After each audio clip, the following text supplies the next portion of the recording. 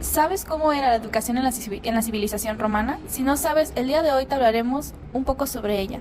La educación en la antigua Roma se centraba en inculcar virtudes como el deber cívico, lealtad y patriotismo, ya que se enfocaba en preparar a los jóvenes para una carrera política o militar. Hay que tomar en cuenta que había tres importantes épocas de desarrollo en la cultura romana: monárquica, república, helenística y el imperio. Durante la época monárquica república, la educación era de corte elitista, porque se dirigía principalmente hacia la nobleza, siendo guerreros terratenientes, conocidos como patricios, los que tenían más derechos a los recintos educativos. Además, ellos tenían todos los derechos civiles, políticos y económicos. La niñez en la familia se encargaba de la educación. La madre se encargaba de la crianza de los hijos y a los 7 años el niño pasaba a aprender con el padre, el cual le enseñaría las primeras letras, leyes, manejar armas básicas y conforme crecía podría acompañarlo al Senado para saber sobre la vida civil. En cambio, con las niñas eran educadas por la madre, donde les enseñaría las labores domésticas y del campo.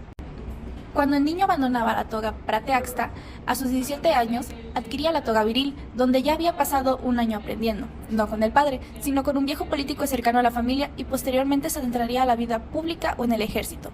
A mediados del siglo III a.C., la educación romana sufre un cambio en consecuencia de la expansión romana por todo el Mediterráneo y comienza la influencia de los griegos en la cultura. Entre lo más destacado podemos mencionar el establecimiento de más escuelas privadas y de los 3 grados clásicos. Primaria.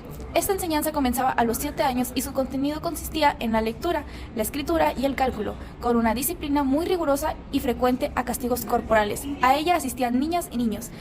En la secundaria, el segundo nivel, se impartía de los 12 a 16 años. En ella se estudiaba la gramática latina y la griega, y las matemáticas, pero se presentaba más el valor jurídico-político. En el tercer grado de la escuela se aprendía la oratoria y la retórica, una escuela de derecho destinada a la minoría gobernante.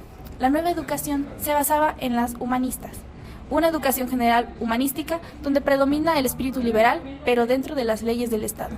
Ya estando en la época del Imperio, la educación sufre nuevamente cambios. Se distingue del periodo anterior principalmente porque se deja de ser un asunto privado y comienza la educación pública. Esta nace a partir de la creación de escuelas municipales concedido por César. Aquí también nacerán las primeras becas de AMLO, pero este se llamaba Trajano, como apoyos alimenticios. En la pedagogía romana destacaron grandes educadores como Catón, considerando el primer romano en escribir sobre educación y que tenía como ideal el hombre bueno. También podemos hablar de Cicerón, el más grande de los pensadores romanos, y su finalidad era la formación de un político orador. Pero sin duda, la más importante de los pedagogos romanos es Quintiliano. Sus ideas eran más morales y cívicas, pero él fue el que le dio más importancia al pensamiento psicológico de la educación. Sin duda, la cultura romana ha tenido grandes aportaciones a la educación de hoy en día, y sobre todo en el occidente. ¿Y tú, sabías todo esto?